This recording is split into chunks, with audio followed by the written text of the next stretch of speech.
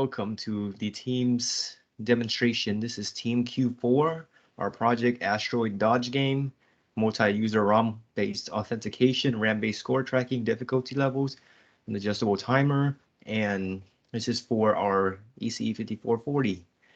We are Team Q4. My name is Nat Nguyen. I'm Christopher Andrew.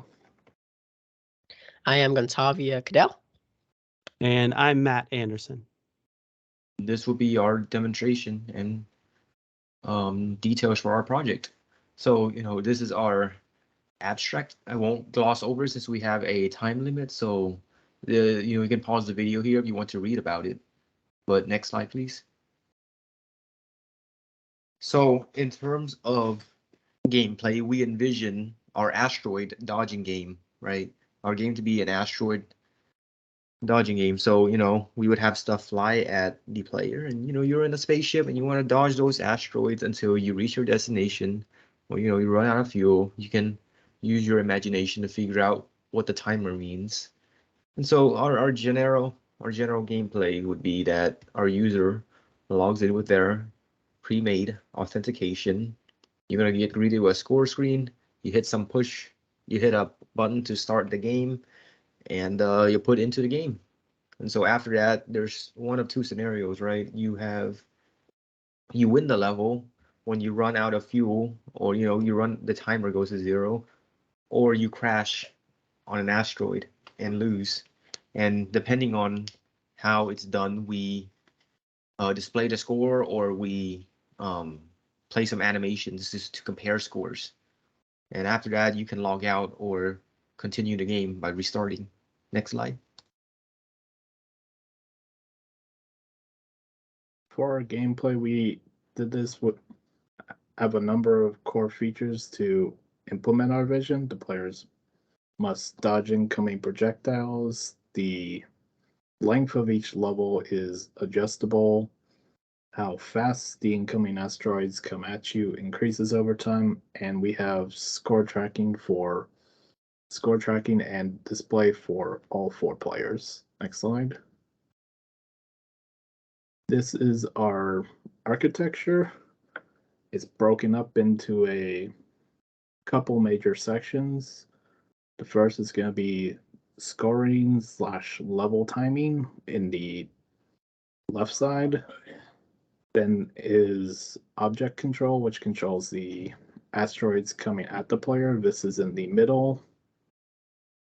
Then there is access control/game control, checking if you log in, are you logging in as the correct player with the right password, and then the mechanics of running the game itself. And finally, at the very top, there is graphical systems. Next slide. So access controller is one of the more major modules we have. As the name suggests, it controls access to the actual game. It has a 2 daughter board module system, also instantiates a timer, and the multi-user authentication will take care of you logging in. But without going into too much detail, I think the more important one for this presentation is the game controller module. And the function of that module can essentially be broken down into like about 3 states here, which would be display of the scores, display of the fail and state, and the display of the pass state. Next slide, please. Okay, so this is the display during authentication. So this part is taking care of the multi-user authentication one. This is the first one on the left is what you will see when you first turn on the FPGA and you hit the reset button. It's asking the user for the ID. And on the right-hand side is what you see after the user has successfully entered a valid ID. And the PSCO stands for passcode. And what you see in the bottom are the timers, which have been replaced later. Next slide, please. And these pictures are your initial pictures of the initial score settings. And on the left-hand side is the global score. And the number that you see on the leftmost is the player number, essentially. So this time is the guest player has been logged in right now. That's why it's 5. And on the right-hand side is the personal score of that player. It's 0-0 because the player has not played the game yet. Next slide, please. And this is the last state, which is essentially the success and the fail state. In the success state, you come here if you manage to stay alive when the timer is finished. And on the right hand side is you come here when you have crashed into an object. Next slide. So one of the major components of the game is the object shifter, which is very much a shift register of the 7-seg signals for the display. So the way that this is designed is that a random object that's determined by 3 bits from the LFSR random number generator. A random object is generated on the rightmost display, and then alternately it's a random object and then a blank space are shifted across the screen towards the player on the left in the blue square. So there are 8 possible objects. There are 4 top shapes and 4 bottom shapes representing asteroids or debris. So the states that the object shifter has to go into is once it received a shift pulse from the variable timer, which determines the speed, the spacing between the shift pulses. It gets a random number in a single cycle. It creates, or it decodes into a shape.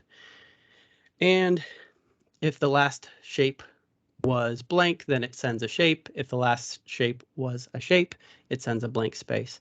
And it just keeps repeating as long as it's enabled, and it keeps receiving the shift pulses.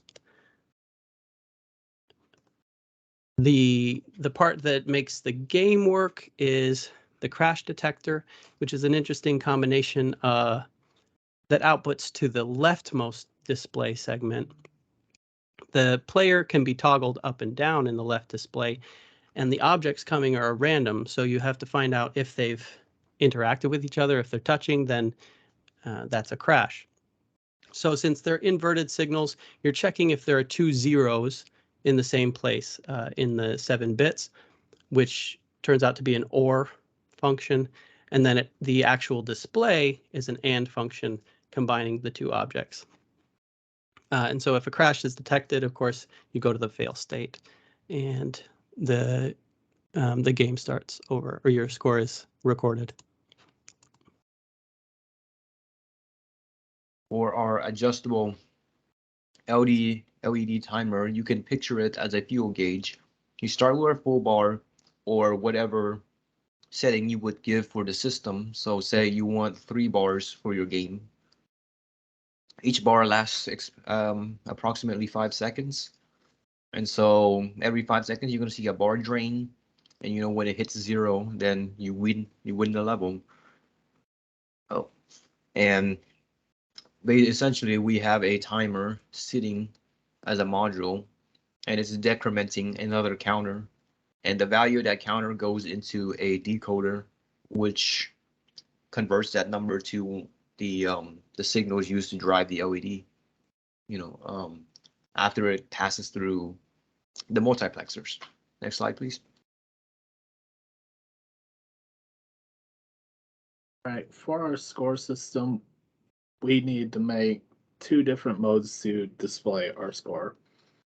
The first mode, known as B score, displays your personal best, your ID, and then the global best score and the person who scored that global best score. The second mode displays your personal score, which shows SCOR and then your 2-digit score.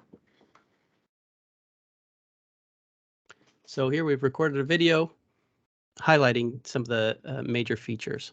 So at the beginning, the player is just entering the last digit to sign in. So it says passcode, they enter the last digit. And it starts at the global score screen. Here you see the player's number is 3, that's their ID. Their score is 0 right now, and the global best score was set by player 0, and it's 1. So after the global score displays, you see the player score is 0. Now it shows you the fuel gauge function where you can select how long you'd like each level to last. For this demonstration, I think we'll select 3 bars so we can play a few levels. So there's the player on the left side. You can see it toggling up and down. And these objects that are coming toward it are randomly selected from the 8 options generated by the LFSR random number generation. So here's a success. The LED bar is blinking because that's a personal best score. So that's the animation for that one. So let's see if we can get a global high score, which is just one more point or one more level. We'll reach the global high score.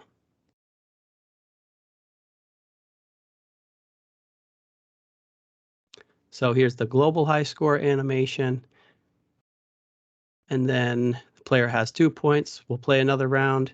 Of course, the objects have been getting faster. So now they're coming quite quickly, and unfortunately, there's a crash. So we can see the player has their best score and the global high score. Player 3 has 2 points. Then they can log out. You'd have to enter the ID again, play as another player. And that's our major features. So thank you for watching our presentation. We'd like to especially thank Dr. Chen and the TAs, Colby Inman and Zachary Dobert. Thank you.